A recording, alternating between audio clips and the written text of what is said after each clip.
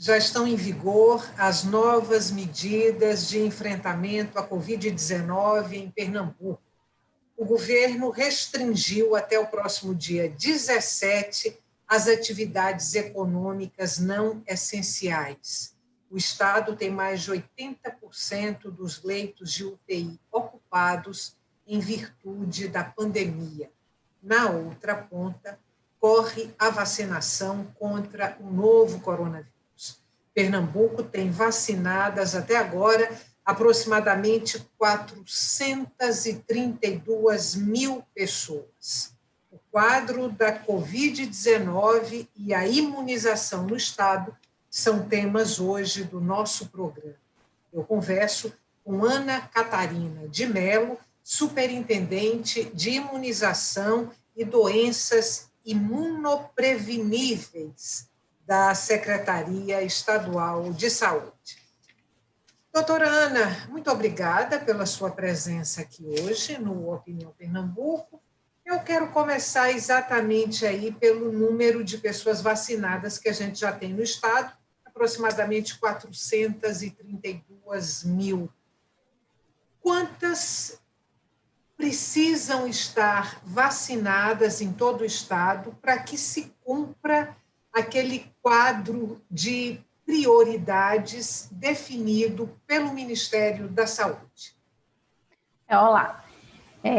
Para que a gente consiga vacinar, no mínimo, o grupo prioritário, nós precisamos vacinar pelo menos 3.104.000 pessoas no estado de Pernambuco. Então, nós precisamos administrar mais de 6 milhões de doses, né, porque são 2 doses a vacina, mas pessoas são 3.104.000 pessoas em todo o estado, dentro dos grupos prioritários, que é o que que tem como meta, pelo menos nesse primeiro semestre. Pernambuco está usando as 2 vacinas autorizadas pela Anvisa? Sim, nós estamos utilizando tanto a vacina AstraZeneca como a vacina Coronavac. Depende muito da distribuição do Ministério da Saúde e a definição para cada grupo prioritário que vai receber o tipo de fabricante diferente. Entre os grupos já vacinados, aí estou me referindo especificamente ao grupo de idosos. Pernambuco está ali naquela faixa de 75 anos adiante, né? Para cima. Quase a totalidade desse grupo tomou apenas a primeira dose. Acho que 30 e poucas pessoas só nesse grupo tomaram a segunda dose. A segunda dose está garantida para todo esse grupo de idosos que já tomou a primeira dose da vacina? O estado de Pernambuco, na verdade, ele está na faixa etária de 80 a 84 anos. Nós já vacinamos 100% da nossa população de 85 anos e mais. Estamos agora de 80 a 84 anos. Alguns municípios estão avançando, né, aplicando a partir de 75 anos. A distribuição para a vacina Coronavac, ela é feita para as 2 doses. Então, o município, ele recebe a vacina para a primeira e para a segunda dose. Então, a nossa orientação e recomendação é que o município receba essa primeira dose, administre, reserve essa segunda dose para quando esse idoso retornar ao serviço, essa segunda dose esteja disponibilizada. Para a distribuição da vacina AstraZeneca, o Ministério só fez uma distribuição para a primeira dose, porque a segunda dose vai ser feita 3 meses após essa primeira dose. Então, ainda vai ter uma nova distribuição para a segunda dose, mas nós temos um tempo hábil maior. Já a vacina Coronavac, como intervalo entre 21 e 28 dias, até pela questão de logística, nós precisamos entregar essas 2 doses. No caso, Recife é um dos municípios que estão vacinando a partir dos 75 anos. O município de Olinda, o município de Jaboatão e Recife, são esses 2 municípios. Os 2 únicos. O que explica esses municípios estarem aí, digamos, na frente, né, vacinando já a partir dos 75 anos? É a logística da vacinação? Veja, essa é uma vacina que a gente precisa analisar os dados de manhã, de tarde e de noite. Então, é uma vacina que você precisa ter controle de estoque, você precisa ter controle de segunda dose e você precisa ter o panorama de pessoas a vacinar no mínimo por uma semana e diário. Isso tem que ser uma avaliação diária. tanto porque existe uma grande procura, que bom, né? Isso é muito importante, que se tenha uma grande procura para a vacina da Covid-19. E tem essa questão do planejamento, tem a questão da velocidade. Nós sabemos que os idosos, eles procuram muito mais a vacinação, tanto pelo know-how dessa vacinação que foi feita pela influenza. Então, os idosos, eles têm uma grande adesão para essa vacina. Já o grupo de trabalhadores da saúde, essa vacina ela é um pouco mais lenta, porque é um trabalhador que está em vários serviços, então, muitas vezes, ele, né, ele deixa mais para frente essa vacinação. Então, muitas vezes os municípios conseguem fazer ajustes com isso e vão monitorando sua vacinação para conseguir, de fato, ir ampliando. Mas isso é uma decisão de cada município. Uma coisa que, assim, nós somos questionados o tempo todo no Estado, porque que o Estado não avança. É o que nós queremos. Nós queremos vacinar o quanto antes todos os idosos, porque nós sabemos o impacto da doença nesse público. No entanto, nós precisamos de um cronograma adequado de entrega, né? Então, hoje, nós recebemos nessa madrugada, né, 102 mil doses da vacina Coronavac. Já iniciamos toda a distribuição para o Estado, então já saíram daqui da rede de fio do Estado todas as doses para as regionais de saúde em todo o Estado, né, da região metropolitana ao Sertão. Os municípios já estão, nesse momento, recebendo essas doses. Mas a gente, é o que eu digo, é um trabalho árduo de avaliando. E aí o município ele vai sentindo avançar e consegue ir avançando ou retardando cada grupo. Bom, o governador Paulo Câmara e outros governadores estiveram no Distrito Federal, ali na fábrica da União Química, que é a fábrica que produz a Sputnik, a vacina russa, com o objetivo aí de fazer uma negociação direta entre os estados para trazer essa vacina Sputnik para a campanha de vacinação em Pernambuco e nos outros estados que participaram desse encontro. Que expectativas a senhora particularmente guarda em relação a essa possibilidade de negociação? E, se essa negociação prospera, de que forma a Sputnik pode acelerar, em que medida ela pode acelerar a vacinação em todo o estado de Pernambuco? Nesse primeiro momento, o nosso grande objetivo é reduzir casos graves, internação e óbito. É o nosso grande objetivo. Mas nós precisamos vacinar a população mais rápido. Essa vacinação ela tem que ser rápida, ela não pode se estender. E isso está preocupando muito, né? Nós começamos a vacinar no final de janeiro, já estamos no mês de março, mas 400 mil pessoas é muito pouco quando nós vacinamos mais de 1 milhão de pessoas em um mês, na nossa experiência da campanha da influenza todos os anos. Então, a gente precisa vacinar o quanto antes a população, tanto pela chegada das novas variantes, tanto pela circulação das pessoas, e a gente precisa avançar. Então, essa perspectiva da possibilidade de uma aquisição, isso é muito bom. Por quê? Nós podemos avançar nessa vacinação dos grupos prioritários e, claro, podemos também pensar na ampliação para outros grupos que não foram contemplados. Então, acelerar e contemplar mais grupos. Então, isso seria muito bom, porque com isso nós conseguiríamos, de fato, começar a ter um impacto na redução dos óbitos, das formas graves, de uma maneira mais acelerada, que é isso que tanto desejamos. Que prognóstico vocês estão trabalhando hoje? Assim, vamos conseguir vacinar todos esses grupos prioritários em Pernambuco até... Existe já essa prospecção? Pensando, certo, no Plano Nacional de Vacinação, né, do Ministério da Saúde, a prospecção é que no primeiro semestre nós terminamos esses grupos prioritários. Primeira e segunda doses? Primeira e segunda dose. Agora, claro, para os grupos que fizeram AstraZeneca, vai ocorrer algumas situações para os grupos que forem vacinados em agosto, em abril, junho, eles vão para o segundo semestre, porque aí você tem um prazo. Mas para os grupos que receberem Coronavac, né, para esses grupos, a gente consegue chegar mais rápido. E aí, A prospecção é que o primeiro semestre a gente faça esses grupos prioritários e a partir do segundo a gente já consiga ampliar para outros e ampliar para uma maior parcela da população. Bom, a senhora falou aí em novas cepas, né, do coronavírus. Eu queria saber se em Pernambuco está acontecendo o que, de um modo geral, está acontecendo aí em outros países do nosso país, que é a chegada de pacientes nos hospitais mais novos, pacientes mais novos, né?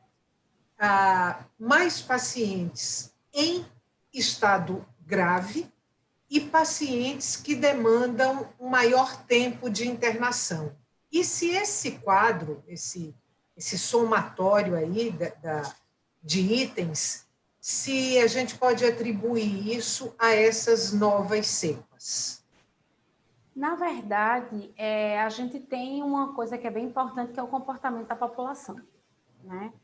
Então, esse comportamento, ele traz esse aumento também do número de casos, né? Algo que já vinha sendo discutido desde o ano passado, do mês de dezembro, que as pessoas, né? É um mês de festivo, janeiro é um mês de férias, e as pessoas precisavam manter o mesmo comportamento. Então, a gente sabia que se esse comportamento ele não fosse mantido, nós teríamos sim um aumento de número de casos breve em fevereiro e março, né?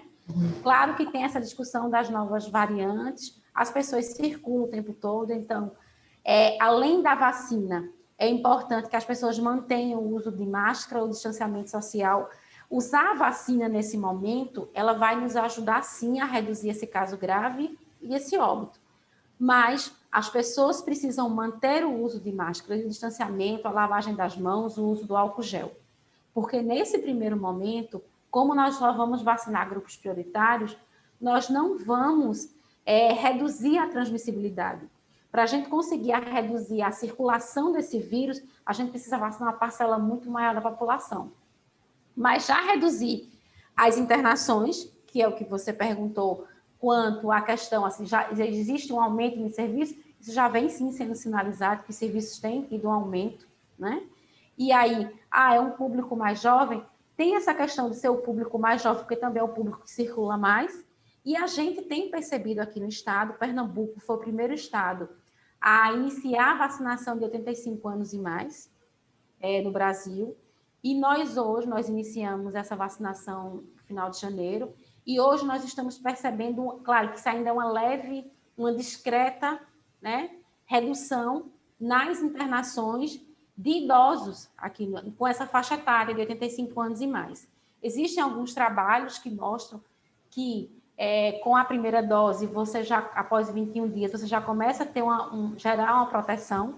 Claro que você precisa de uma segunda dose para manter esses títulos de anticorpos altos, mas já está mostrando para a gente que realmente é importante a gente vacinar esse grupo de idosos, porque a gente já está percebendo nos serviços que está existindo uma redução na internação desse grupo, que é o grupo que complicou mais, agravou mais e morreu mais em 2020. Agora, o que leva também você ter um aumento, claro, tem essa questão da vacina, mas também tem a circulação dos adultos jovens, né, que eles circulam mais, muitos não seguiram as medidas, né, não farmacológicas e, claro, isso pode ter aumentado o número de contaminados e, claro, o aumento de internamento. Apesar de Pernambuco ter aí algumas cidades, o Recife uma delas, como a senhora falou há pouco, vacinando já a partir dos 75 anos, o Estado não está ali no ranking dos estados, dos 5 estados brasileiros que mais vacinam, Pernambuco não está nesse ranking. Com a logística toda que tem aí no Estado, a quantidade de vacinas que o Estado está recebendo, esse esforço para ir descendo a faixa etária das pessoas vacinadas, a senhora acha que é possível Pernambuco entrar nesse ranking aí, num curto espaço de tempo, dos 5 estados que mais vacinam no Brasil? Nós vacinamos muito bem. Como eu falei, na campanha da influenza, em 30 dias nós vacinamos 1.400.000 pessoas, entre trabalhadores da saúde, idosos e indígenas. Assim, em Pernambuco, se nós pegarmos os grupos prioritários que nós avançamos, nós já atingimos meta para o grupo de idosos institucionalizados, para as pessoas com deficiências institucionalizadas, os indígenas, população de 85 anos e mais. Para os grupos que nós não recebemos a totalidade das doses, realmente a vacina está reduzida. Como é uma vacina que nós temos que ter o cuidado da própria organização do serviço para não aglomerar e o local de vacinação não ser um local que favoreça a transmissibilidade da Covid-19, a própria organização da vacinação para evitar perda. Então, a vacina da AstraZeneca, após a abertura do frasco, ela só dura 6 horas. Então, nós não podemos perder nenhuma dose. A vacina Sinovac, após a abertura do frasco, ela só dura, para ter uma durabilidade de 8 horas. Então, essa logística de organização retarda um pouco a vacinação de fato, né? Muitos municípios eles estão fazendo agendamento para não perder uma única dose sequer, porque uma dose é muito importante, é mais uma pessoa que está sendo vacinada. E se a gente perde essa dose, é mais uma pessoa que fica sem vacina. Então, no momento que a gente está de escassez, a gente precisa garantir isso, e isso retarda um pouco. Isso é fato. Bom, vamos fazer um intervalo curtinho agora e a gente volta daqui a pouquinho com o Opinião Pernambuco. Você que está em casa nos assistindo, não saia daí. O tema de hoje do nosso programa é o quadro da pandemia de Covid-19 em Pernambuco e o esquema de vacinação contra a Covid-19.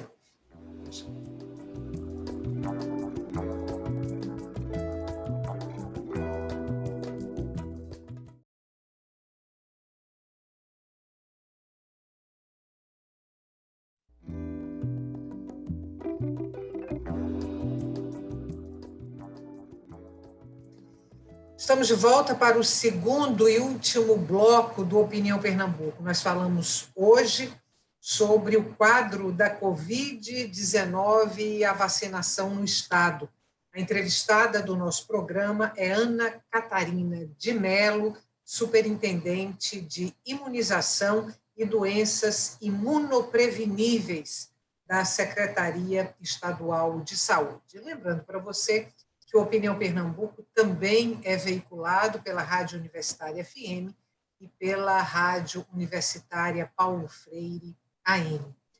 Doutora Ana, quando a gente acompanha a vacinação aí em vários estados brasileiros, São Paulo principalmente, o que a imprensa tem mostrado é uma concentração, uma demora para vacinação, muita gente querendo vacinar, as filas demorando muito para andar. Como é que está a situação aqui em Pernambuco?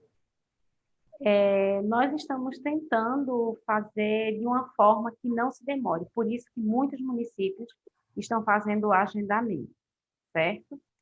No entanto, o que é que acontece? Essa campanha ela tem um registro nominal, diferente das outras campanhas. Nas outras campanhas de vacinação, nós só identificávamos quais indivíduos estavam recebendo a vacina e fazíamos um registro para eles. Hoje, nós precisamos conferir se esse indivíduo realmente é ele mesmo. Nós precisamos fazer um registro nominal para que nós facilite o monitoramento dos eventos adversos no futuro, caso a pessoa venha ter algum evento adverso. Então, isso retarda um pouco, né? E a gente sabe disso, né? É algo que a gente já esperava que iria acontecer. A partir do momento que você trabalha com o sistema nominal, isso é esperado. Então, mas a gente, assim, tem uma boa vacinação. Agora, realmente, a gente sabe que isso, você sair do X e registrar toda a história do indivíduo, isso demora um pouco. Mas isso é muito importante nesse momento. A gente está quando eu digo a gente, o Estado, o Recife, se a senhora preferir restringir, com aproximadamente quantos postos de vacinação? Recife ele está com mais de 10 postos de vacinação. No estado, nós não fizemos essa campanha como habitualmente as outras campanhas, quando nós abrimos mais de 2.000 salas de vacina, para não perder vacina e controlar essa vacina, para não ter desvio e garantir de fato que a população elegível seja contemplada, né, com a vacina. Então, cada município ele elegeu 4, 5 2 postos de vacinação, dependendo do porte do município. Então, nós acreditamos que estamos com pelo menos 400 postos em todo o estado. Certo? Claro que está se tendo cuidado. Muitos municípios, como os municípios de zona rural, municípios do sertão, eles fazem a vacinação casa a casa, devido à distância entre a casa e a unidade básica de saúde. Nós sabemos que esse acesso muitas vezes dificulta o deslocamento para a unidade de saúde. Então, cada município ele utiliza a sua estratégia. Os municípios maiores, eles utilizam drive, que a população tem uma grande aceitação dessa vacinação. Então, a depender da conformidade de cada município. Eu quero falar agora de leitos de UTI. Na abertura do programa, eu falei ali que o Estado tem mais de 80% dos leitos de UTI ocupados, o governo do Estado anunciou essa semana mais 1.039 leitos exclusivos para tratamento da Covid-19 no Estado, com a possibilidade, aí, uma perspectiva de, num curto prazo de tempo, conseguir aí mais 30 leitos. Essa coisa está andando bem? A gente pode esperar novos leitos aí no Estado para atendimento dos pacientes em estado grave? Sim, nós estamos hoje com a ocupação de 85% dos leitos, destes 92% de UTI e 78% de enfermaria, né? Estamos totalizando 303.047 mil casos no estado. O estado está, sim, avançando nessa ampliação do número de leitos, né? Já esperando esse aumento do número de casos, por isso que é tão importante, mesmo que as pessoas estejam vacinadas, elas mantenham o uso de máscara, mantenham a lavagem das mãos e o uso do álcool gel e o distanciamento. A gente está sendo bem repetitivo nisso, porque nós estamos percebendo em algumas pessoas que acham que se vacinaram e que não precisam mais ter cuidado. Então, a gente tem que, toda vez que tiver uma oportunidade, estar falando, para que as pessoas compreendam melhor. Bom, queria falar agora um pouquinho sobre as medidas restritivas aí anunciadas pelo governo do Estado para conter o avanço da Covid-19. Entre as medidas que foram anunciadas, nós temos aí proibidas as atividades não essenciais, das 8 da noite às 5 da manhã, de segunda a sexta-feira em todo o estado. Nos sábados e domingos, somente os serviços essenciais, como supermercados, padarias, farmácias e postos de combustíveis. Medidas como essa, que são restritivas, mas não são um lockdown, são suficientes para conter esse avanço desenfreado que a gente vê aí da Covid-19? Se a gente pegar a situação brasileira, é de fazer chorar. É de fazer chorar. A gente chegou aí à casa de quase 2.000 pessoas mortas em 24 horas. Então, eu lhe pergunto se, na sua opinião, como cientista, se essas medidas restritivas que foram anunciadas pelo governo do Estado, que vão vigorar até o próximo dia 17, são suficientes para se conter o avanço da pandemia no Estado. Nesse primeiro momento, nós precisamos reduzir a circulação de pessoas. E aí você vai começando com medidas e a partir da evolução e do monitoramento dos casos é que você ou toma medidas mais rígidas ou flexibiliza. Claro que a gente está numa situação preocupante, que tem chamado a atenção no país como um todo e no estado, né? Mas esse primeiro momento é um momento de reduzir a circulação de pessoas e caso permaneça um aumento do número de casos de internação, de ocupação de leitos de UTI, que é o que sinaliza nessa gravidade, é claro que outras medidas mais drásticas deverão ser tomadas.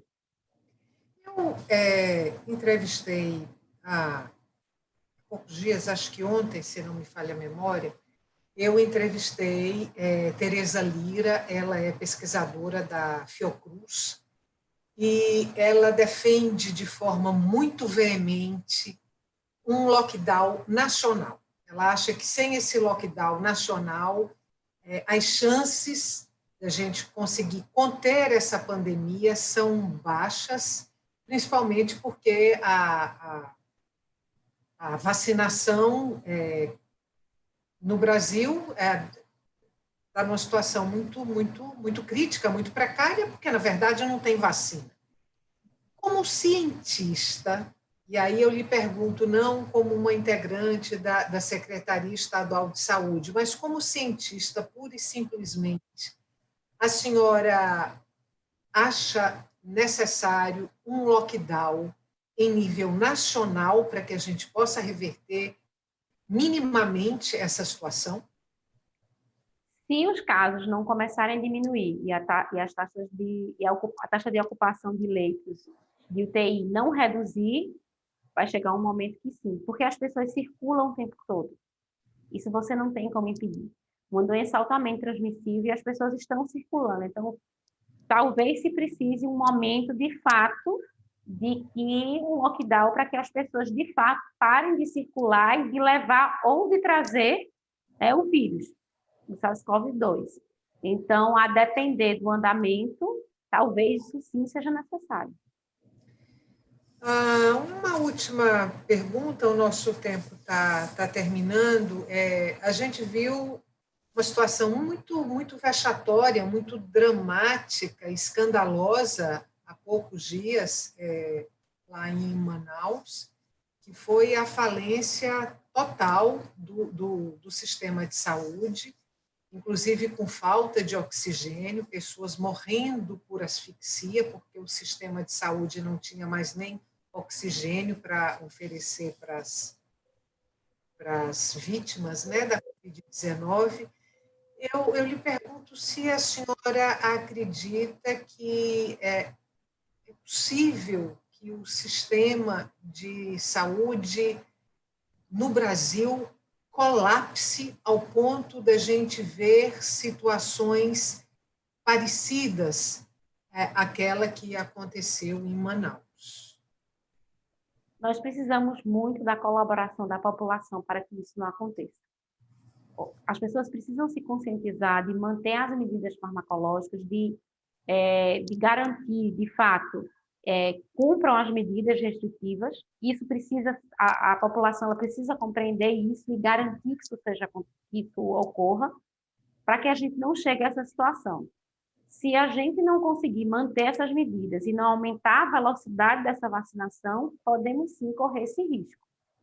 Então, é muito importante que as medidas não farmacológicas, que a vacinação aumente sua velocidade, que o nível federal consiga encaminhar um maior volume de vacina para os estados, que os estados consigam abastecer adequadamente os municípios e que as pessoas cumpram as medidas restritivas, para que a gente não chegue a esse estágio. Mas se a gente não tomar cuidado, a gente pode sim chegar a esse estágio sim. Doutora Ana, muito obrigada pela entrevista. Boa sorte aí no seu trabalho, sucesso. Vacina sim, vacina para todo mundo e até uma próxima oportunidade.